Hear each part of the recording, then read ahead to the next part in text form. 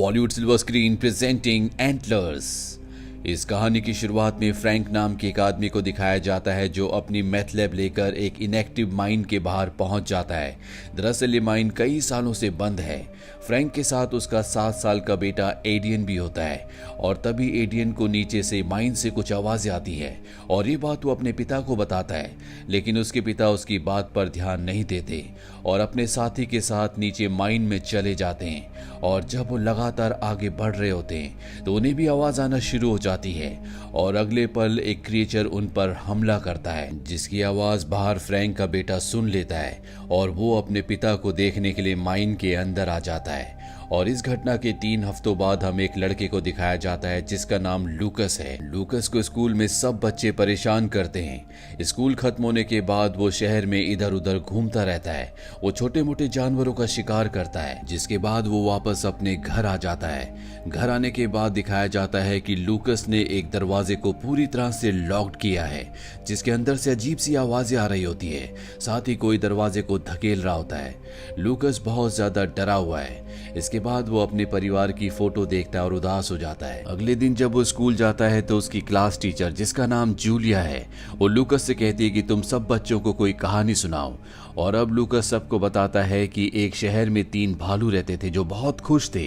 वो बहुत अच्छा परिवार थे, लेकिन अचानक से 2 भालू बदल गए। वो बहुत ज्यादा अग्रेसिव हो गए और जिस तरह से लूकस ये कहानी सुना रहा होता है, जूलिया को लगता है जैसे वो अपने बारे में बात कर रहा है। क्लास के बाद स्कूल में एक बार फिर से लूकस को बच्चे, उसके क्लासमेट्स परेशान करते और तभी वहां पर जूलिया आ जाती है। जूलिया उसे बचाती है और डॉक्टर के पास ले जाती है, जहां पर डॉक्टर देखता है कि उसकी बॉडी में कई सारे जख्मों के निशान हैं और अब जूलिया लूकस की मदद करना चाहती है। जूलिया वापस घर आ जाती है, जहां पर उसके भाई को दिखाया जाता है जिसका नाम पॉल है। पॉल एक लोकल शेरिफ है और जूलिया पॉल को एक कल्प्रिट यानी कि एक अपराधी समझती है, क्योंकि जब जूलिया छोटी थी तो उसके पिता उसे अब्यूज किया करते थे, उसका शोषण करते थे और उस वक्त में जब उसे अपने भाई की जरूरत थी तो उसका भाई घर छोड़कर चला गया था और अब उसके पिता की मृत्यु हो चुकी है। जूलिया के साथ जो कुछ बचपन में हुआ था वो नहीं चाहती कि किसी और बच्चे के साथ भी ऐसा ही हो, इसीलिए वो लूकस की मदद करना चाहती है। अगले दिन वो देखती है कि लूकस एक दुकान के एक रेस्टोरेंट के बाहर खड़ा है और वो उसे उस रेस्टोरेंट के अंदर ले जाती है, उसे खाना खिलाती है और उससे उसके भाई के बारे में पूछती है। लूकस कहता है कि मेरा भाई हमेशा मेरे पिता के साथ रहता है और जब वो उसके पिता के बारे में पूछती है तो लूकस वहां से चला जाता है।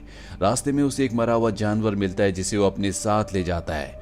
वहीं जूलिया लूकस के घर में कई बार कॉल कर चुकी होती है, लेकिन किसी ने भी कॉल रिसीव नहीं किया होता, इसीलिए अब वो उसके घर पहुंच जाती है। और जैसे ही वो दरवाजे के पास आती है तो उसे वहां पर बहुत ही भयानक आवाजें आती है, जिसे सुनकर वो डर जाती है और यहाँ से वापस चली जाती है। वहीं लूकस अब उस कमरे में जाता है जहाँ से हमेशा आवाजें आती थी और जब वो अंदर जाता है तो वहां पर हमें दिखाया जाता है कि उसके पिता फ्रैंक अब भी जिंदा है। दरअसल उस जानवर के अटैक करने के बाद वो वापस घर आ गए थे और उन्होंने अपने आप को इस कमरे में लॉक कर दिया। उनके साथ उनका छोटा बेटा भी होता है। दरअसल उस जानवर ने उस पर भी अटैक किया था और अब ये दोनों के दोनों इन्फेक्टेड हैं, यानी कि दोनों उसी जानवर की तरह बन चुके हैं। और लूकस अपने पिता और अपने भाई के लिए जिस तरह का भी मांस मिलता है उसे यहाँ पर ले आता है और इसके बाद वो उस कमरे के अंदर जाता है जहाँ पर वो अपने पिता और भाई को मांस देकर जल्दी से वापस आता और दरवाजा बंद कर देता है। वहीं जूलिया का भाई पॉल, जो कि एक पुलिस ऑफिसर है, उसके साथी को जंगल में एक डेड बॉडी मिलती है जिसकी हालत बहुत ज्यादा खराब होती है।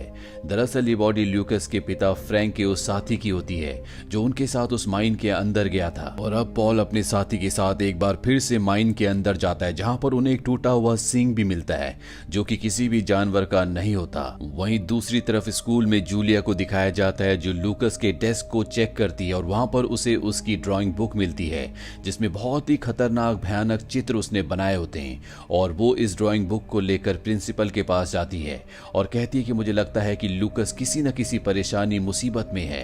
इसीलिए स्कूल खत्म होने के बाद प्रिंसिपल लूकस के घर जाती है। उस वक्त लूकस घर पर नहीं होता और तभी उसे घर के अंदर से अजीब अजीब सी आवाजें आती है और वो दरवाजा खोलकर उस कमरे के अंदर आ जाती है जहां पर लूकस का भाई और उसके पिता हैं। वो सबसे पहले लूकस के भाई को देखती है जिसकी हालत बहुत ज्यादा खराब होती है, पर इससे पहले कि वो कुछ समझ पाती पीछे से लूकस के पिता उस पर हमला करके उसे मार देते हैं और अब हमें दिखाया जाता है कि लूकस के पिता के शरीर से एक अजीब सा जानवर निकलता है। वहीं लूकस को जंगल में दिखाया जाता है जो अपने पिता और भाई के लिए मांस ढूंढ रहा होता है। तभी वहां पर उसके स्कूल का वो साथी आ जाता है जो हमेशा उसे स्कूल में परेशान किया करता था और वो लूकस को एक बार फिर से परेशान करने लगता है। इन्हें पेड़ के ऊपर से कुछ आवाज आती है और जब ये ऊपर देखते हैं तो इन्हें वहां पर एक बहुत ही भयानक क्रिएचर दिखता है जो लूकस के साथी के ऊपर हमला कर देता है। लूकस किसी तरह से भागकर अपने घर आ जाता है जहां पर अपने घर के बाहर वो अपनी प्रिंसिपल की गाड़ी को देखता है। लूकस फौरन उस कमरे में जाता है जहां पर उसके पिता और भाई को होना चाहिए था और यहाँ पर कोई भी नहीं होता। चारों तरफ खून होता है, साथ ही कमरे की खिड़की टूटी हुई होती है।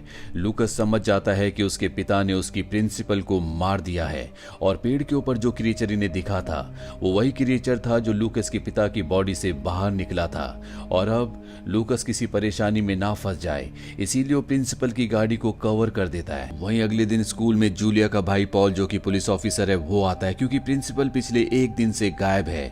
जूलिया उसे बताती है कि मैंने प्रिंसिपल को लूकस के परिवार के और उसके बारे में बताया था, हो सकता है कि वो उसके घर पर गई हो। जूलिया क्लास में देखती है जहां पर लूकस होता है, बहुत ज्यादा घबराया हुआ होता है और वो अकेली उसके घर चली जाती है जहां पर घर के बाहर उसे प्रिंसिपल की गाड़ी दिख जाती है और वो अपने भाई पॉल को कॉल करके इस जगह बुला लेती है।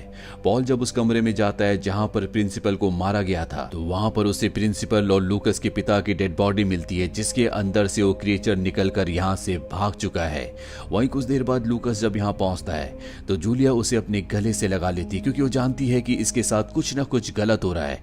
इसके बाद वो उसे हॉस्पिटल ले जाती है जहां पर डॉक्टर इन्हें बताता है कि लूकस कमजोर है, डिहाइड्रेटेड है, साथ ही वो मेंटली सिक भी है और अब जूलिया डिसाइड करती है कि एक बार वो ठीक हो जाए तो हमेशा उसे अपने साथ रखेगी क्योंकि उसके साथ भी बचपन में कुछ ऐसा ही हुआ था। इसीलिए जूलिया को लूकस के लिए हमदर्दी होती है। अगले दिन जूलिया और उसका भाई एक आदमी से मिलने जाते हैं जो उसे वो सींग दिखाते हैं जो जूलिया के भाई को गुफा के यानी कि माइन के अंदर मिला था।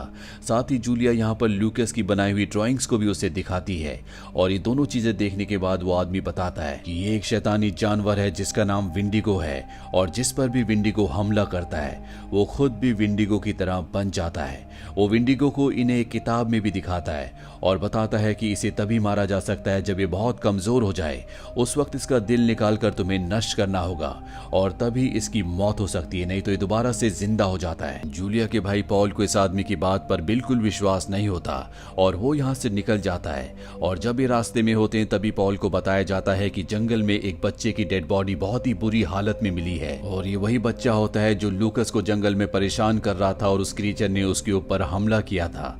अब जब अगले दिन लूकस पूरी तरह से ठीक हो जाता है तो जूलिया और पॉल उसे अपने घर ले आते हैं।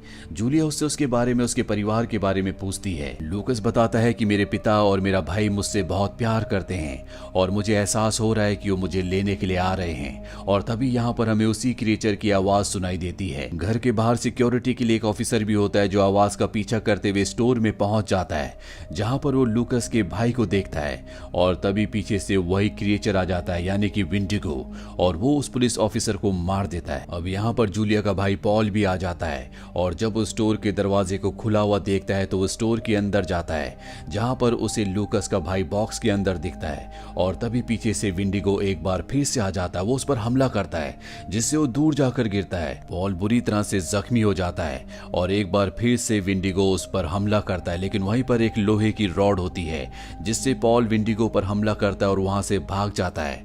लूकस का भाई भी इस जगह से निकल चुका होता है। वहीं जूलिया अब स्टोर में आ जाती है जहां पर वो देखती है कि उसका भाई पॉल बुरी तरह से जख्मी है।